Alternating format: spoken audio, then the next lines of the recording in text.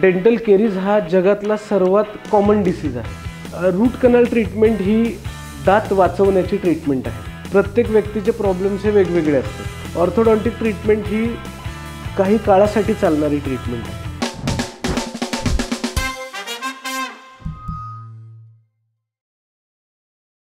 नमस्कार, मी विपुल कदम. अबकडच्या या भागात मी तुम्हा सर्वांचं स्वागत करतो. आज आपल्यासोबत आहेत डॉक्टर सुयश शिंदे, जे की एक डेंटिस्ट आहेत आणि त्यांची दुसरी ओळख म्हणजे ते रायटर डिरेक्टरही आहेत. त्यांची फिल्म मयतला 65th नॅशनल अवॉर्डही मिळाला होता. आज आपण जाणून घेणार आहोत दातांचं आरोग्य आणि त्याबद्दलचं अबकड. तर welcome sir, thank you so much तुम्ही अबकडाला टाईम दिल्याबद्दल. माझा पहिलाच प्रश्न असा आहे की सर, प्रत्येकाच्या तोंडात दात असतात, राईट? म्हणजे दातांची रचना कशी असते? ओके, हे पहा कसं असतं की आपल्या प्रत्येक व्यक्तीला दोन प्रकारचे दात येतात. एक असतात जे आपल्याला लहानपणी येतात ते दुधाचे दात, आणि एक असतात परमनंट टीथ जे आपल्या मोठ्या व्यक्तींमध्ये असतात.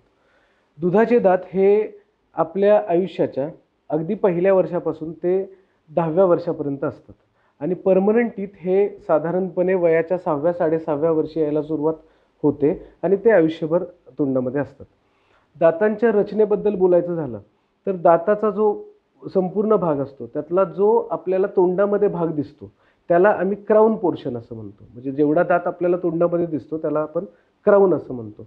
आणि जो रूटचा पार्ट असतो म्हणजे दाताची जी मुळं जी जबड्याच्या हाडाच्या आतमध्ये असतात त्यांना आम्ही रूट्स असं म्हणतो. म्हणजे मुळाचा जो भाग असतो त्याला रूट्स असं म्हणलं जातं. दाताच्या आतमध्ये 3 थर असतात. बाहेरचा जो थर असतो त्याला इनॅमल असं म्हणतात. जो सफेद रंगाचा थर आपल्याला दिसतो तोंडामध्ये प्रत्येकाच्या त्याला इनॅमल असं म्हणतात. त्याच्या आतमध्ये डेंटिन नावाचा थर असतो आणि त्याच्या आतमध्ये दाताची नस म्हणजेच पल्प, आम्ही त्याला पल्प असं म्हणतो. जे दुधाचे दात असतात ते साधारणतः 20 दात तोंडामध्ये असतात. ऑलमोस्ट सर्वांनाच 20 दात असतात. आणि जे अडल्ट टीथ असतात, नंबर ऑफ अडल्ट टीथ, हे आपण जे असं म्हणतो की 32 दात असतात. पण त्यातले 28 दात सर्वांनाच असतात. ज्या 4 अक्कलदाढ असतात ते काही लोकांमध्ये असतात, काही लोकांमध्ये नसतात. पण तरीसुद्धा आपण 32 हे दात गृहीत धरले जातात सर्वांना. आता हे दातांच्या रचनेबद्दल समजलं मला, पण एक कॉमन प्रश्न आहे की दातांना कीड लागते. तर ती मग ती कीड म्हणजे नक्की काय असतं आणि मग ती का आणि कशी लागते? कीड म्हणजे ज्याला मी डेंटल केरीज असं म्हटलं जातं इन जनरली. तर डेंटल केरीज हा जगातला सर्वात कॉमन डिसीज आहे. म्हणजे बऱ्याच लोकांमध्ये डेंटल केरीज आढळतं. तर आता हे डेंटल केरीज म्हणजे काय हे आपण समजून घेऊयात. कसं असतं की आपल्याला चावण्यासाठीच्या ज्या दाढा आहेत पाठीमागे तोंडाच्या, आपल्या तोंडामध्ये मागे ज्या दाढा असतात त्या आपल्या चावण्यासाठी असतात. तर अन्न नीट चावता यावं यासाठी त्यांचे पृष्ठभाग जे असतात त्याच्यामध्ये काही उंचवटे आणि खोलगट भाग असतात. जर आपण बघितलं तर आपल्या लक्षात येईल की आपले दात सपाट किंवा गुळगुळीत नसतात. त्यांना एक उंचवटा आणि खोलगट भाग असतो. आता हे उंचवटे आणि खोलगट भाग जे असतात त्याच्यामध्ये आपण जे काही अन्न खातो त्याच्यामध्ये जर स्टिकी फूड जास्त असेल, चॉकलेट्स, बिस्किट किंवा अगदी तुम्ही नॉर्मल साधं अन्न, चपाती भाजी अशा गोष्टी जरी खाल्ल्या आणि ते व्यवस्थित स्वच्छता केली नाही तरी त्या अन्नकण त्या पृष्ठभागांमध्ये अडकून बसतात. आणि ह्या अन्नकणांपासून आपल्या तोंडामध्ये सदानकदा प्रत्येक वेळेला कित्येक मिलियन्स ऑफ बॅक्टेरियाज हजर असतात आणि ते आपल्या शरीरासाठी गरजेचे असतात. पण जर काही अन्नकण ह्या पृष्ठभागांवरती अडकून राहिले तर ते जे बॅक्टेरियाज आहेत ते त्या अन्नकणांच्या वरती आपण काय म्हणूयात अटॅक करतात आणि मग तिथे एक ॲसिड तयार होतं आणि ते ॲसिड आपल्या इनॅमलला डिमिनरलाइज करतं. म्हणजे इनॅमलमध्ये बऱ्याच वेळेला कॅल्शियम्स असे घटक असतात, तर त्याला डिमिनरलाइज करतं आणि मग हळूहळू एक छोटासा खड्डा बनतो. मग त्या खड्ड्यामध्ये पुन्हा नवीन अन्नकण अडकायला मदत होते आणि मग पुन्हा नवीन जंतू तिथे येतात, बॅक्टेरियाज येतात आणि अडकलेल्या अन्नकणावरती त्यांची प्रक्रिया होते आणि मग ती कीड हळूहळू वाढत जाते. आता जेव्हा दातामधली कीड ही जेव्हा अगदी वरच्या थरात असते त्यावेळेला आपल्याला ती कळतही नाही, आपल्याला कुठल्याही प्रकारचा त्रास होत नाही. बऱ्याच वेळेला जेव्हा आमच्याकडे पेशंट्स येतात आम्ही त्यांना सांगतो की तुमच्या दातामध्ये कीड आहे, तर ती कीड जेव्हा इनॅमलमध्ये असते त्यावेळेला तुम्हाला कोणत्याही प्रकारचा त्रास होत नाही. त्यामुळे तुम्हाला बिलीव्हच होत नाही बऱ्याच वेळेला की आपल्या दातामध्ये कीड आहे. ही कीड जेव्हा हळूहळू डेंटिनमध्ये जाते. आता हे हळूहळू म्हणजे किती, तर इट इज इन मंथ्स और इयर्स. म्हणजे एका थरापासून दुसऱ्या थरापर्यंत ती कीड जायला कधी कधी 1-2 वर्षही लागतात. मग ती हळूहळू दुसऱ्या थरापर्यंत जाते. ही कीड जेव्हा दुसऱ्या थरापर्यंत जाते त्यावेळेला तुम्हाला अन्नकण अडकण्याचे त्रास जाणवतात, तुम्हाला थंड किंवा गरमची कळ बसायला सुरुवात होते. त्यावेळी आपल्याला थोडंफार लक्षात येतं, पण बरीच लोक तिथेही लक्ष देत नाहीत आणि मग मात्र दाताची कीड दाताच्या नसेमध्ये जाते काही महिन्यांनंतर किंवा काही वर्षांनंतर. म्हणून जेव्हा ती नसेमध्ये जाते त्यावेळी आपल्याला त्रास व्हायला सुरू होतो. हा, मग जेव्हा हा त्रास सुरू होतो तर मग तो कशा प्रकारचा असतो म्हणजे, आणि मग समजा एखादा पेशंट तुमच्याकडे आला तर त्याची कशी ट्रीटमेंट, त्याच्यावरती काय उपचार होतात? जसं मी मगाशीही सांगितलं की कीड जेव्हा पहिल्या थरात असते त्यावेळी त्रास होतच नाही मुळात जास्त. दुसऱ्या थरामध्ये साधारण त्रास असतो, त्याही वेळेला बरेचसे लोक इग्नोरच करतात. आणि जेव्हा ती कीड दाताच्या नसेमध्ये जाते तेव्हा आपल्याला त्रास व्हायला सुरुवात किंवा पेन होतात. आता हे त्रास कशा पद्धतीचा असतो, तर थंड किंवा अगदी थोडं जरी पंख्याची हवा लागली तरी आपल्याला कळ बसते, आपल्याला दात आपोआप ठणकायला लागतो, रात्रीचा दात जास्त दुखतो. ह्यातला कुठलाही असल्या प्रकारचा त्रास झाला, सेन्सिटिव्हिटी किंवा आपोआप होणारा त्रास किंवा ठणक दातामध्ये, की समजायचं की आपल्या दातामध्ये कीड लागलेली आहे आणि ती कीड दाताच्या नसेमध्ये गेलेली आहे. आता जेव्हा पेशंट्स आमच्याकडे असा त्रास घेऊन येतात, सर्वप्रथम आम्ही त्याचं क्लिनिकल चेकअप, आम्ही दातात क्लिनिकली चेक करतो. त्यानंतर आम्ही एक्सरेवरती तो दात चेक करतो की त्या दातामध्ये कीड किती लागलेली आहे, ती किती खोलपर्यंत गेलेली आहे. ज्या पद्धतीमध्ये ज्या वेळेला पेशंट आमच्याकडे आला आहे त्या वेळेनुसार दातांच्या ट्रीटमेंट्स ह्या ठरवल्या जातात. म्हणजे अगदी त्रास व्हायला लागल्यावरच पेशंट जर आमच्याकडे आला तर त्या दाताला वाचवण्यासाठी रूट कॅनल ट्रीटमेंट ही खूप कॉमन ट्रीटमेंट आहे, तुम्ही ऐकली असेल. तर त्या दाताला रूट कॅनल ट्रीटमेंट करून वाचवलं जातं. आता जर काही वेळेला पेशंट्स हे खूप प्रिव्हेंटिव्ह मेजर्स घेऊन स्वतःहून आले आणि त्यांच्या दातामधली कीड ही पहिल्या किंवा दुसऱ्या थरापर्यंतच मर्यादित असेल तर त्या दातांना आम्ही फिलिंग्स करून वाचवू शकतो. म्हणजे त्या दातातली कीड काढून तिथे दुसऱ्या प्रकारचे मटेरियल जसे पूर्वी चांदी किंवा सिमेंट्स, आजकाल आम्ही कॉम्पोजिट्स यूज करतो आणि त्या मटेरियलचं आपण फिलिंग करतो किंवा त्या दातामध्ये ते फिल केले जातात. आणि जेव्हा दाताची कीड ही दाताच्या नसेमध्ये जाते त्यावेळी त्या दाताला बहुतांश वेळेला रूट कॅनल ट्रीटमेंट आणि कॅप बसवूनच वाचवलं जातं. तर आता तुम्ही म्हणताय की ही कॉमन ट्रीटमेंट, मी ऐकलाय शब्द, पण नक्की ही प्रोसेस काय असते थोडी एक्सप्लेन करा. येस, रूट कॅनल ट्रीटमेंट ही दात वाचवण्याची ट्रीटमेंट आहे. बेसिकली जेव्हा आता पूर्वी कसं असायचं की तुमचा दात दुखला, तुमच्या दातामध्ये कीड आहे, दात दुखला की आपण दात काढायलाच लावायचो पेशंट्स, म्हणजे की डॉक्टर दात काढूनच टाका. परंतु आता लोकांना दातांचं महत्त्व जास्त कळतं, त्यामुळे दात काढणं हे आता इलाज तेवढा राहिलेला नाहीये. जर तुमचा दात हा वाचवणं शक्य असेल तर आजच्या डेटला कोणीही येऊन म्हणत नाही की डॉक्टर दात काढून टाका. तर दात वाचवला पाहिजे, कारण त्याचा आपल्याला उपयोग आहे, त्याने आपण चावणार आहोत. त्या दाढेने आपण कित्येक वर्ष पुढे चावणार आहोत. म्हणजे अन्न चावण्यासाठी त्या दाताचा आपल्याला पुढे जाऊन उपयोग होणार आहे, म्हणून तो दात वाचवणेच बरेच लोक आजकाल प्रेफर करतात. तर रूट कॅनल ट्रीटमेंट म्हणजे नेमकं काय असतं की आम्ही एक छोटंसं भूल देऊन तेवढा भाग आम्ही बधीर करतो आणि जी खराब झालेली नस असते दाताची, ज्याला आम्ही पल्प असं म्हणतो, तेवढी ती नस आम्ही काढून टाकतो दातातली आणि तो दात स्वच्छ केला जातो. मग आजकाल रूट कॅनल ट्रीटमेंट्स ह्या मल्टी सिटिंग ऐवजी सिंगल सिटिंगही केल्या जातात. वेगवेगळ्या पद्धतीचे आजकाल उपकरणं उपलब्ध आहेत आपल्याकडे. त्या नस स्वच्छ केल्यानंतर त्यामध्ये दुसऱ्या आर्टिफिशियल नस भरल्या जातात दात स्वच्छ केल्यानंतर. मग दाताची जी पोकळी किंवा जो खड्डा झालेला असतो किडेमुळे, त्याच्याऐवजी कॉम्पोजिट फिलिंग केलं जातं आणि तो दात जास्त काळ टिकावा, काही वर्ष तरी टिकावा, म्हणून त्या दातावरती कॅप बसवली जाते. एकदा का कॅप बसवली की दात काही वर्ष तरी पेशंटना वापरता येतो. तर मी जस्ट ऐकलंय की रूट कॅनल जरी कॉमन असलं तरी त्याच्यामध्ये पण काही प्रकार आहेत आणि लोकांना असं वाटतं की खर्चिक वगैरे आहे का काय, मग त्याच्याबद्दल काय म्हणणे, की म्हणून बऱ्याचदा असं होतं लोक की बाबा खर्च आहे, बाबा नकोच जायला, मग या स्टेजमध्ये आल्यानंतर मग तो खर्च डबल होतो, मग त्याबद्दल काय म्हणणं? कसं असतं की म्हणजे हे जे तुम्ही म्हणताय आता की तो खर्चिक आहे, डेफिनेटली थोडंफार खर्चिक आहेच आहे.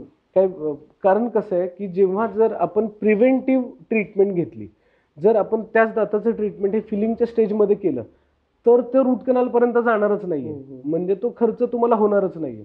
पण आपण म्हणजे आता आपल्याकडे तरी अजून तशी हे नाहीये, काय म्हणूयात आपण, पद्धत नाहीये की आपल्याला काही त्रास नसताना आपण डेंटिस्टकडे जातो आणि चेकअप आणि नॉर्मल चेकअप करून येतो, असं नाहीये. त्यामुळे मग लोक जेव्हा आमच्याकडे येतात त्यावेळी त्यांचा खर्च ऑलरेडी वाढलेला असतो. आता समजा या केसमध्ये जे आपण आता बोलत आहोत याच्यामध्ये तुम्ही रूट कॅनल, काही लोक रूट कॅनलच्या स्टेजमध्ये सुद्धा दात वाचवून घेत नाहीत की तो खर्च नकोच नको. मग त्याच्या पुढे काय होतं की तो काही वर्षानंतर दात पूर्णतः सडून जातो.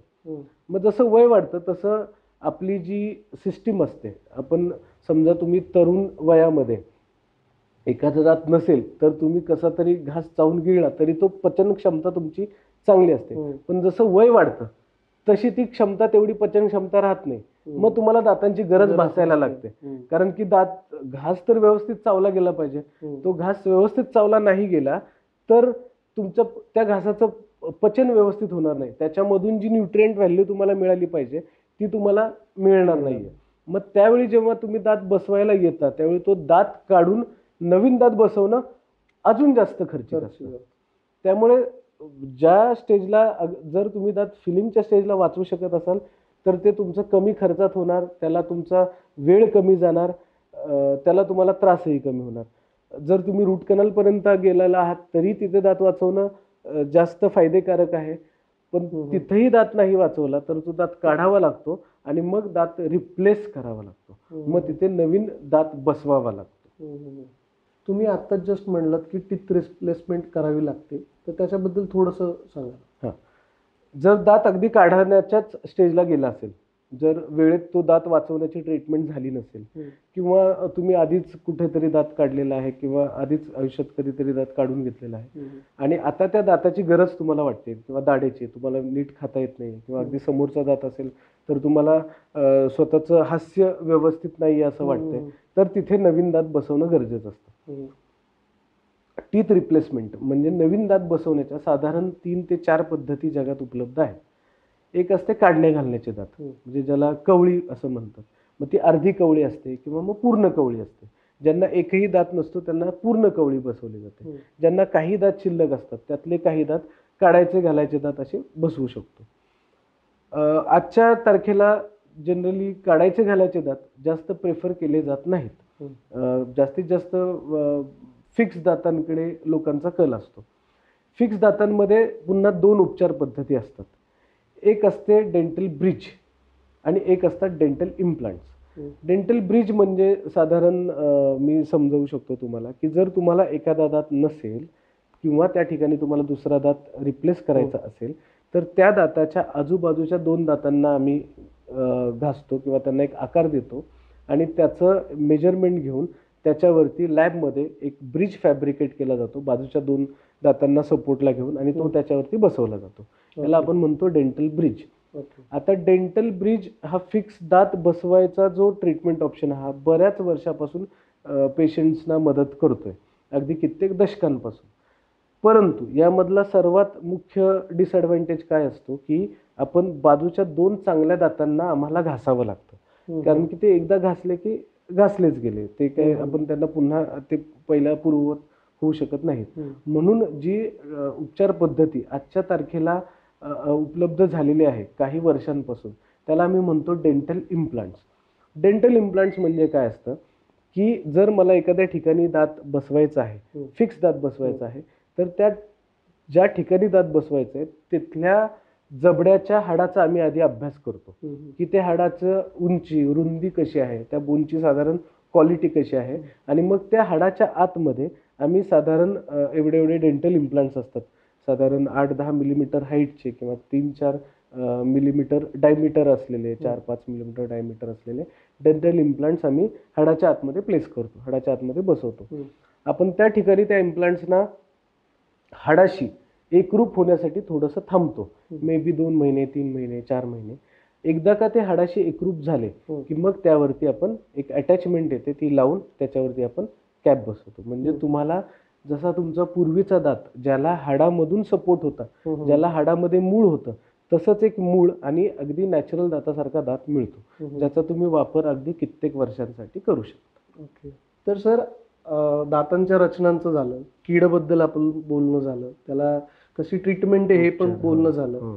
तर पण हे होऊच नाही, ही वेळच येऊ नये यासाठी काय प्रिव्हेन्शन करायला पाहिजे? आता हे बघा, सगळ्यात कसं असतं की मुळात आपल्या तोंडात 28 ते 32 दात आहेत. त्यामुळे तुम्ही प्रत्येक दातावरती रोज जाऊन चेक करू नाही शकत. त्यामुळे प्रिव्हेन्शनचा सगळ्यात बेसिक पहिला पार्ट काय आहे की आपल्याला जरी त्रास नसेल तरी 4 ते 5 महिन्यातून आपल्या डेंटिस्टकडे जाऊन आपल्या तोंडाचं चेकअप करून घेऊ की तिथे काही कीड आहे का. जर कीड थोडक्यात असेल तर ती लगेच फिलिंग वगैरे तुम्ही करून तुमचा वेळ आणि खर्च दोन्ही वाचवू शकता. आता ज्या आपण रेग्युलरली ज्या गोष्टी करतो की आपण जसं ब्रश करतो, आता ब्रशिंग हे दिवसातून 2 वेळा केलं पाहिजे. एक सकाळी उठल्यानंतर आणि एक रात्री झोपण्याच्या पूर्वी, म्हणजे जेवण झाल्यानंतर. आता हे रात्रीचं ब्रश करणं का महत्वाचं असतं हे आधी आपण समजून घेऊयात. दिवसा तर आपण बराचसा ऍक्टिव्ह असतो, आपण पाणी पितो, आपण चूळ भरतो, आपण बोलत राहतो, त्यामुळे आपल्या इथे तोंडामध्ये ऍक्टिव्हिटी होत असते. त्यामुळे जंतू किंवा बॅक्टेरिया बराच काळ एका पृष्ठभागावरती साठून राहत नाहीत. आपण चूळ भरली की ते वॉशआउट होऊन जातात. परंतु रात्री आपण झोपल्यानंतर आपण कित्येक ऍक्टिव्ह नसतो, कित्येक तासांसाठी, 6, 7, 8 तास जे काय असेल ते. त्या वेळेमध्ये जे तोंडामधले बॅक्टेरिया असतात आणि जर तिथे अन्नकण पण रात्रभर अडकून राहिलेले असतील, जर तुम्ही रात्री ब्रश केला नसेल आणि अन्नकण समजा तुमच्या दातांच्या पृष्ठभागावर अडकून राहिलेले आहेत, तर त्या बॅक्टेरियाजना आयतं खाद्य मिळतं आणि मग ते त्यांचं काम सुरू करतात. त्यामुळे रात्रीचा ब्रश करणं हा महत्वाचा आहे. रात्रीचं जेवण केल्यानंतर ते राहिलेले अन्नकण सगळे व्यवस्थित वॉश करणं, सगळे काढून टाकणं हे जास्त महत्वाचं आहे. हा झाला प्रिव्हेन्शनचा दुसरा भाग. आता तिसरा भाग काय, तर आपण ज्या गोष्टी खातोय त्याच्यामध्ये आपल्याला काय लक्ष दिलं पाहिजे. आपल्याकडे असा गैरसमज आहे की गोड खाल्ल्याने कीड वाढते. तर it's not about sweet. It is sweet तर आहेच, पण it is about the texture of that food. म्हणजे त्या दाताचं टेक्स्चर ते जर का स्टिकी असेल, म्हणजे आपण म्हणतो चॉकलेट्स, बिस्किट्स, तर ते चॉकलेट बिस्किट काय आहे, तर त्यांचं जे स्टिकीनेस आहे ना ते वाईट आहे. कारण की ते दातांच्या सरफेसेसवरती, दातांच्या पृष्ठभागावरती चिटकून राहतात आणि ते फक्त चूळ भरून निघत नाही. तुम्ही ते इक्लेअर्स सारखं चॉकलेट घ्या, ते दातांच्या पृष्ठभागावर अडकलं तर ते असं चूळ भरून निघत नाही, ते तिथेच अडकून राहतं. मग त्याच्यावरती बॅक्टेरिया लगेच अटॅक करतात. त्यामुळे असे अन्नपदार्थ जे दातांवरती चिकटून राहतात, असे अन्नपदार्थ टाळले पाहिजेत किंवा ते खाल्ल्यानंतर लगेचच ब्रश केला पाहिजे किंवा ऍटलिस्ट ते शक्य नसेल तर माउथ वॉशने तरी चूळ भरली पाहिजे.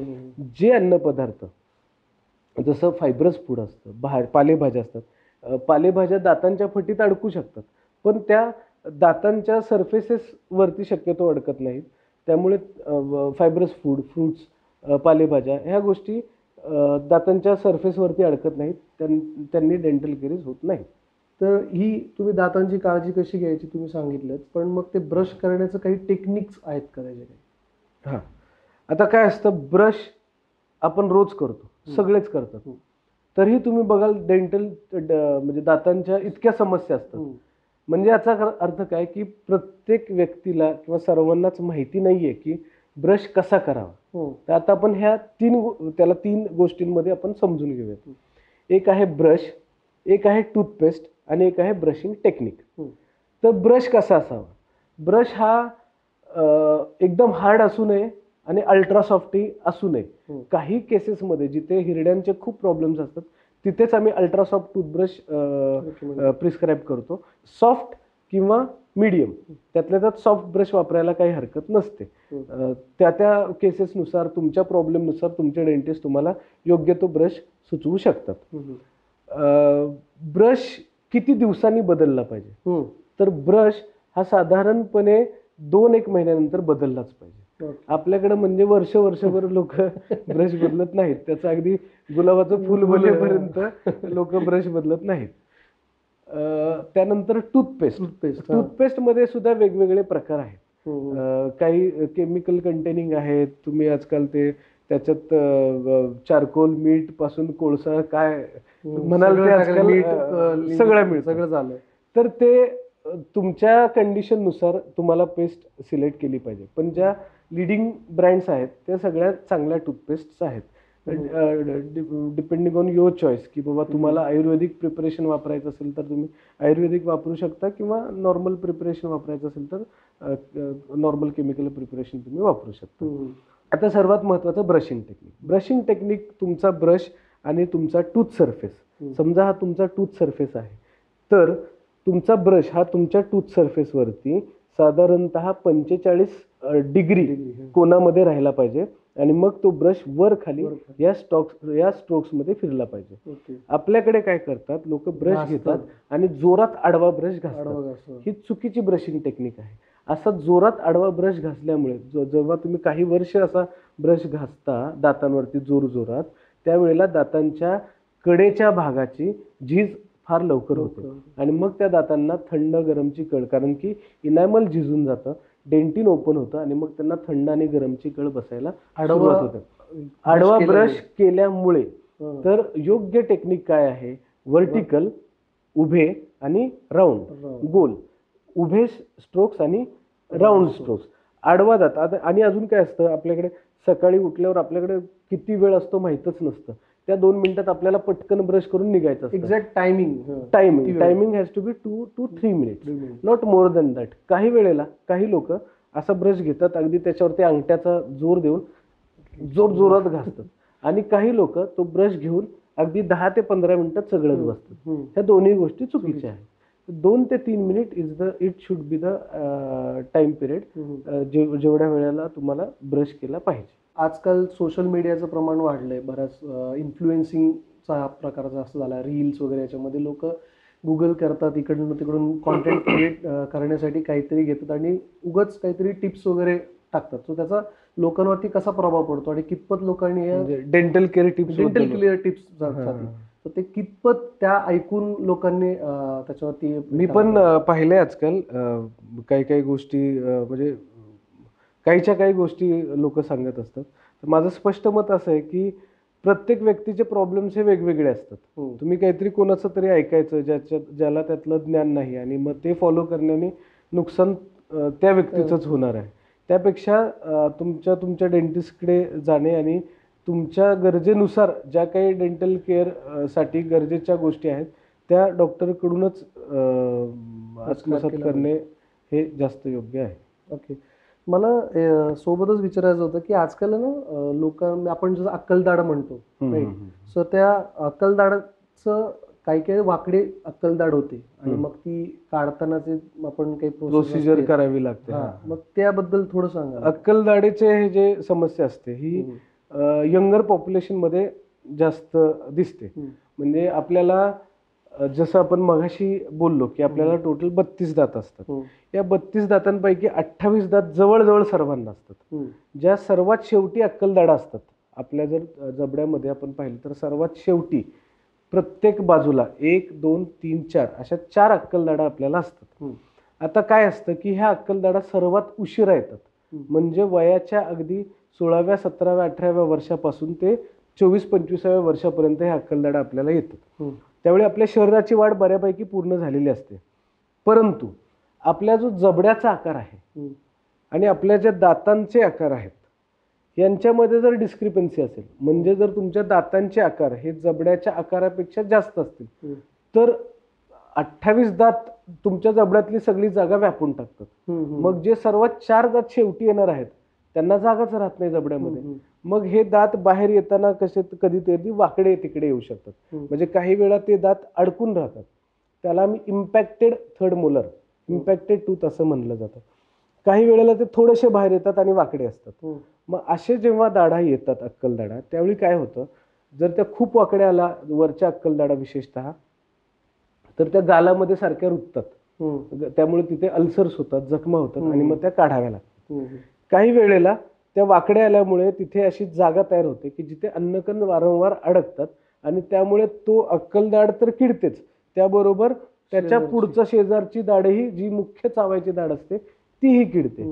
त्यामुळे जर तुम्हाला यंगर पॉप्युलेशनमध्ये अक्कलदाढ वाकडी येत असेल, त्याचा सारखा सारखा त्रास होत असेल, आता हा त्रास कसा असतो की चावताना दातावर दात आला की ते दुखतं, मध्ये स्किन येते किंवा मध्ये हिरडी येते आणि मग ते चावावंसं वाटत नाही.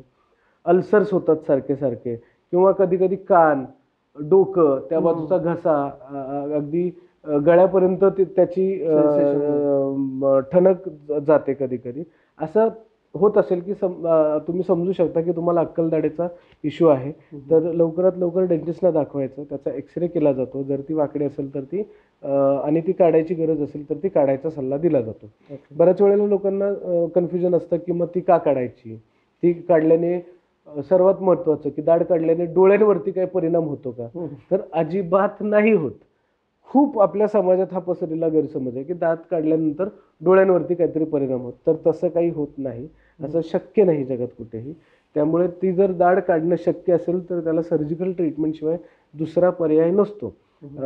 दुसरे काहीतरी इलाज करून, घरगुती इलाज करून स्वतःच नुकसान करून घेतात लोक, आणि मग ती दाढ सडते, मग तिथे सूज होते, कधी कधी ती सूज अशी अगदी गळ्यापर्यंत वगैरे जाते आणि मग केसेस कॉम्प्लिकेट होतात. त्यामुळे जर ती दाढ काढणं गरजेचं असेल तर ती काढून घेणंच योग्य असतं, कारण त्या दाढेचा आपल्याला चावण्यासाठी असा विशेष उपयोग होणार नसतो. ओके. बऱ्याचदा आपण बघतो की प्रत्येकाचे दाढ वाकडे, दात पूर्ण वाकडे तिकडे असतात काही. सो मग ते सरळ करण्यासाठी काही ट्रीटमेंट्स असतात. येस. सो मग त्यामध्ये आजकाल ऍडव्हर्टाइजमेंट आणि कॉमन ट्रीटमेंट आहेत, तर त्याबद्दल थोडं सांगा की कधी ट्रीटमेंट करायला हवेत आणि का करायला हवेत. आता जेव्हा आपले दात येतात, आपले दात हे आपल्या एक चेहऱ्याला हे आकार देतात, आणि आपल्या स्माईलमध्ये, आपल्या हास्यामध्ये सगळ्यात महत्त्वाचा रोल हा आपल्या दातांचा असतो.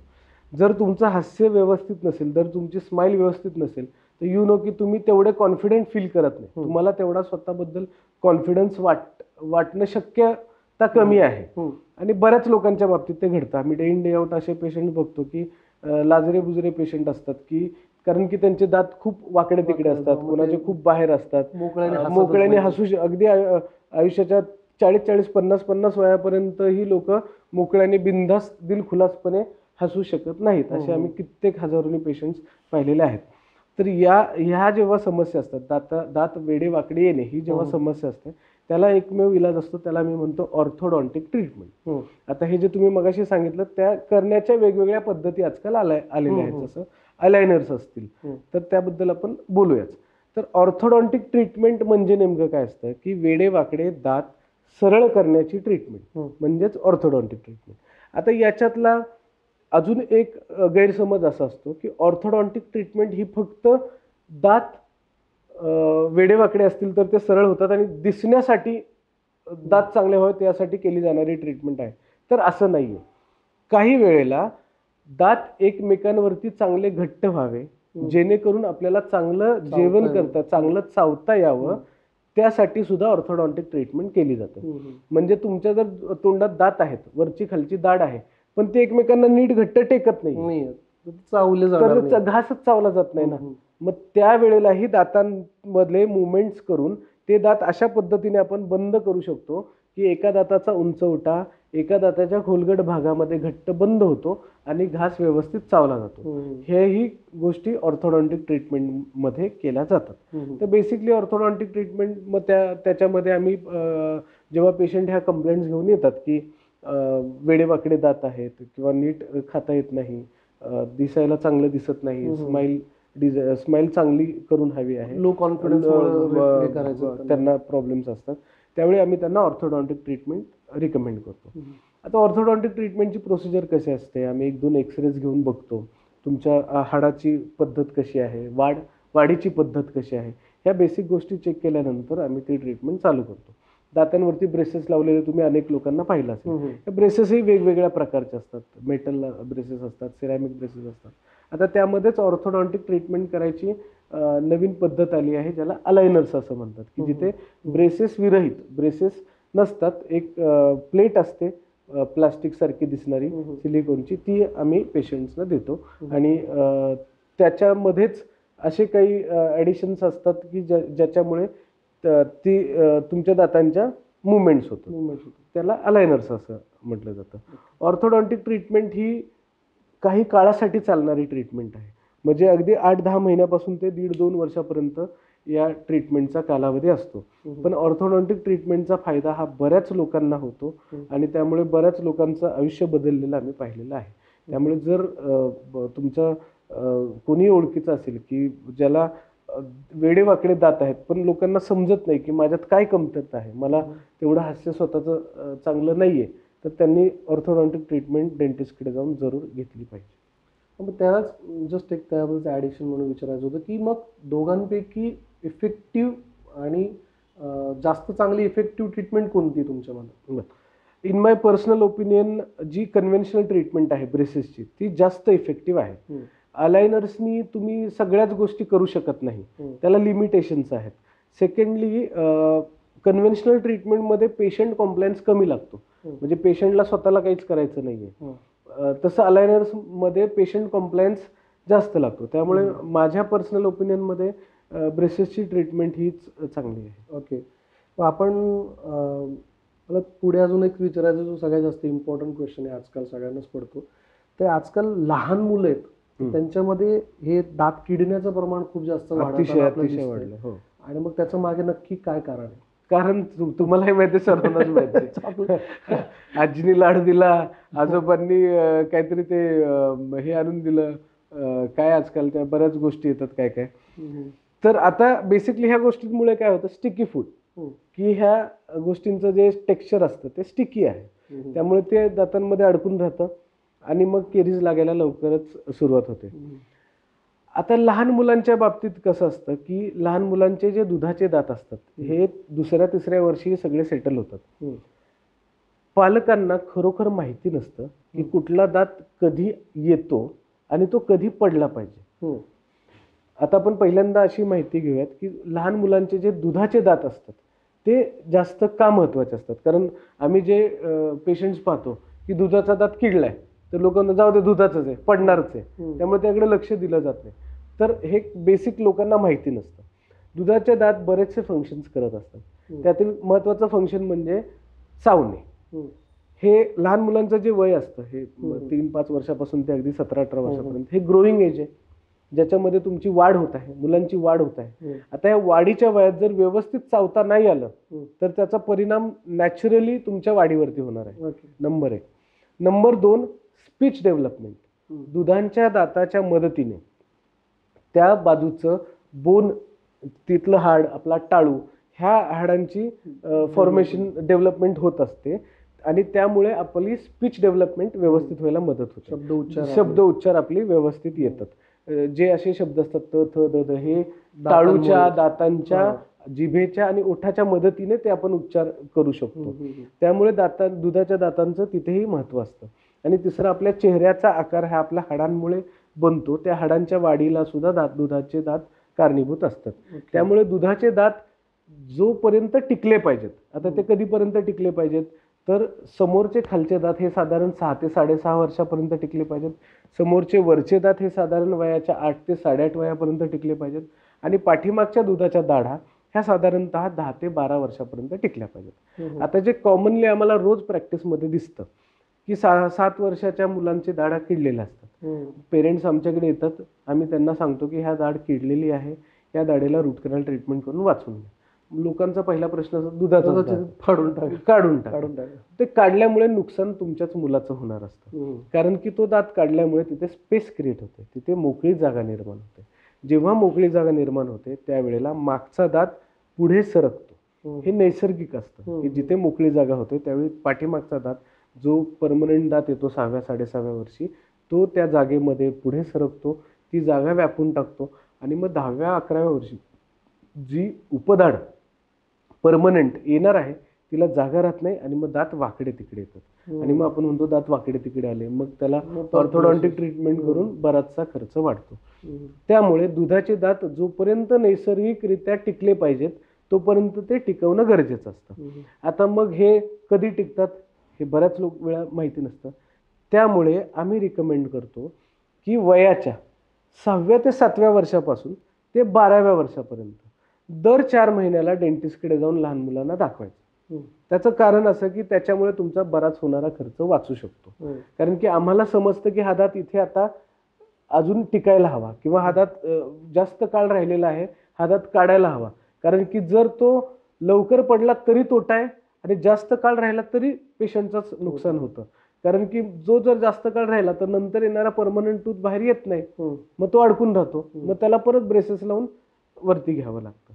त्यामुळे त्या काळामध्ये जेव्हा दुधाचे दात पडत असतात आणि नवीन दात येत असतात, त्या काळामध्ये दर 4 ते 6 महिन्याला डेंटिस्टकडे व्हिजिट करून आपल्या मुलांना दाखवणं गरजेचं आहे.